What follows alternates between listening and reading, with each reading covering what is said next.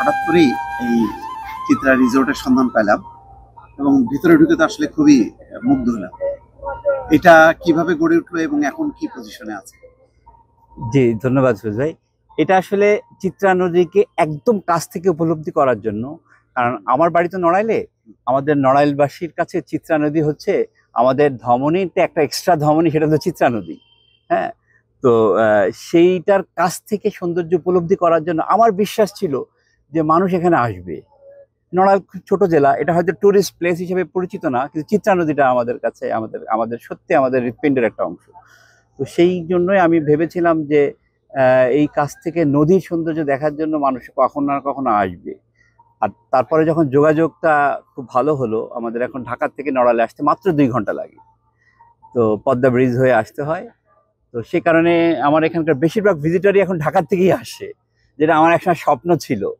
হ্যাঁ, তো খুব ঝুঁকিপূর্ণ মনে হয়, যেন ঝুঁকিপূর্ণ বিনিয়োগ, কারণ একটা নড়াইল অত পরিচিত না টুরিস্ট। এক্স্যাক্টলি, এটা সবাই তাই বলে যে এই জায়গাটা এই ইনভেস্টমেন্ট করাটা এটা খুবই ঝুঁকিপূর্ণ হবে। তো আমার ক্যারেক্টারের মধ্যে একটু ঝুঁকি নেওয়ার প্রবণতা আছে, এবং ওইটাতে যে একটু চ্যালেঞ্জ দিতে পছন্দ করি, সেই হিসাবে এটা করেছি। তো এখন আমি এটা নিয়ে স্যাটিসফাইড যে না, ফাইনালি এখানে লোক আসছে। যে আপনি যেরকম আসলেন আগে, আপনার মতো একজন আমাদের খুব একজন প্রখ্যাত একজন পছন্দের মানুষ হিসাবে আপনি আসছেন, এরকম অনেকে আসতেছে। তো আমাদের নড়াইল আসতেছে, নড়াইলকে ঘুরতেছে, আমার এই যে বোট আছে চিত্রা নদীকে এক্সপ্লোর করছে।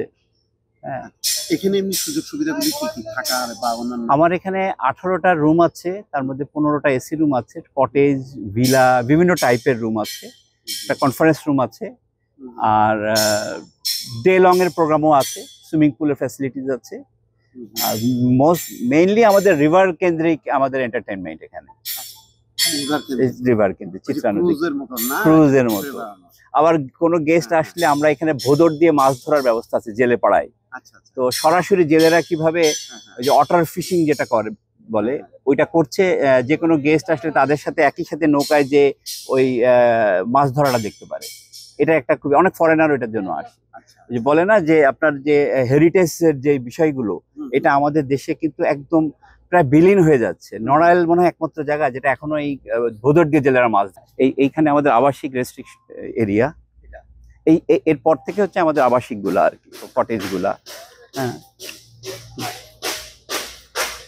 এটা আমাদের ডুপ্লেক্স একটা ভিলা।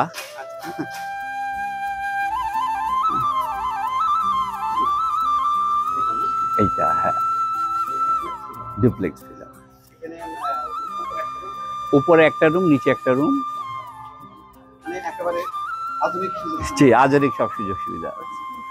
এই যে এইদিকে এই যে ব্যালকনিটা আছে দোতলায়।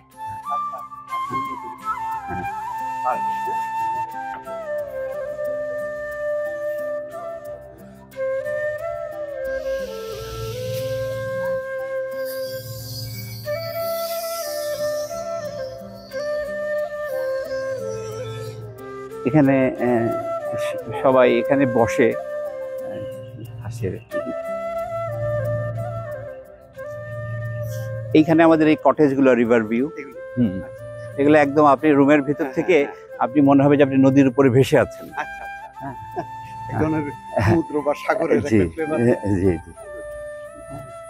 আর এটা আমাদের একটা কটেজ টাওয়ার বিল্ডিং, যেখানে আমাদের রিল্যাক্স রুম গুলো আছে, সুইট রুম গুলো আছে।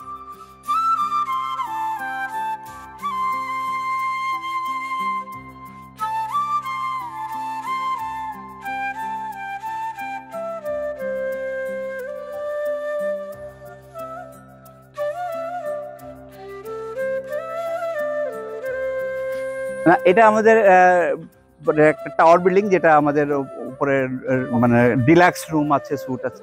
এটা হচ্ছে আমাদের কটেজ আছে।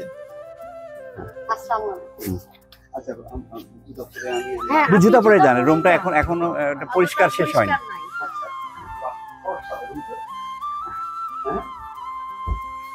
এরকম রুম কয়টা আছে?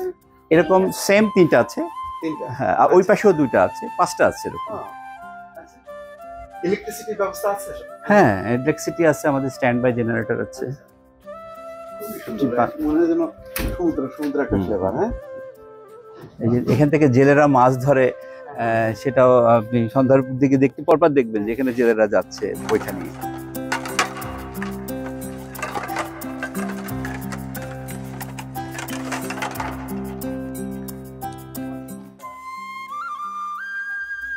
এখানে আসলে আধুনিক ফ্যাসিলিটিস আছে জাকুজি সহ। আচ্ছা,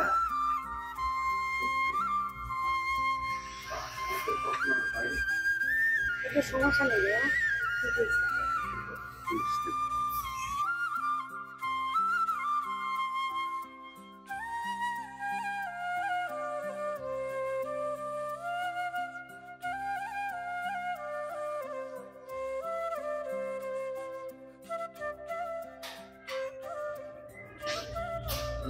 এই যে এখানে যে ছবিগুলো আছে নড়াইলে আসলে এই ছবিগুলো আপনি এক্সপ্লোর করতে পারবেন। এই যে জেলেরা মাছ ধরছে ভোদর দিয়ে, এই যে আমাদের গেস্টটা দেখছে আচ্ছা। এইটা, হ্যাঁ, এই নড়াইলের বাধাঘাট, এস.এম. সুলতানের মিউজিয়াম, হ্যাঁ, যে কিছু কিছু প্লেস আছে যেখানে মিষ্টির কারিগরদের সাথে সময় কাটাতে পারবেন।